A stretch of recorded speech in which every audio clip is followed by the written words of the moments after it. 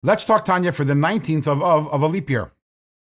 In yesterday's Tanya, we concluded our understanding of God's name and how it interacts with and relates to our world. We now understand that everything begins in Chachma and the infinite light of Hashem, which is revealed in Chachma, and that is the source or the soul of God's speech, which ultimately creates all worlds.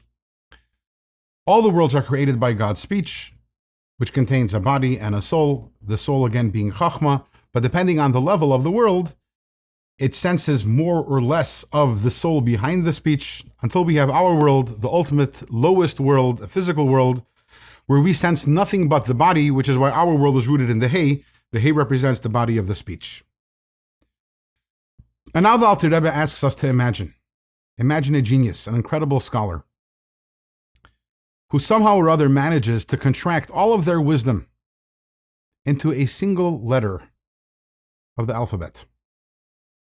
Imagine what kind of contraction that is. And that's actually what happened when God created the world. Everything, all of the energy of God is contracted into a single letter, the letter Hey, which is the source of our world. In fact, Alter Rebbe points out that this is alluded to in the fact that we know there are 10 utterances with which the world was created. That the Mishnah tells us that the world was created with 10 utterances. But the Talmud asks that if we actually take a look in the story of creation, in the beginning of the book of Bereshis, we find the word Vayomer and God said, we find it only 9 times. So where are the 10 utterances?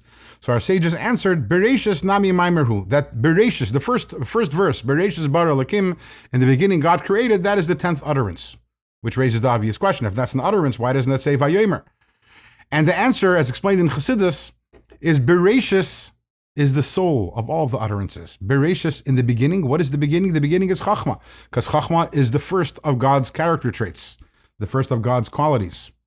Bereshis is the source of all the other 9 utterances, and the other 9 utterances, they are all the Hey. So from Bereshis becomes the soul of the Hey, which is the body, and from the body, that's where we get the 9 utterances from. But ultimately, our world comes from the Hey, comes from one letter, a huge contraction. Why would God do that? Why would God go through that effort, so to say, of contracting himself into a single letter, the letter Hey?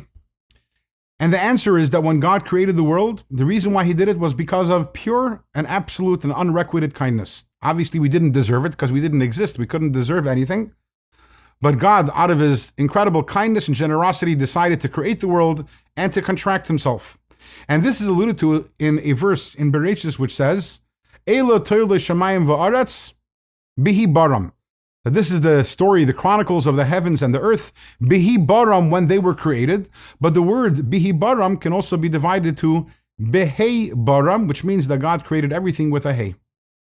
Now, what's fascinating is this same word bihi baram, which implies God creating everything with a hey, if you take the letters and you turn them around, we get the word or the name Avraham.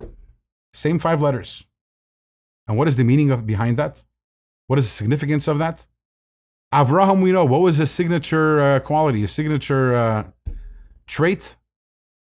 Was kindness. The fact that God created everything with a hey and contracted himself was because he was, so to say, borrowing the midah, the character trait of Avraham Avinu, of kindness. So God did this out of an act of kindness. All that changes, however, once God created the world, then the system changes. And in which way does the system change? We'll find that out in tomorrow's Tanya.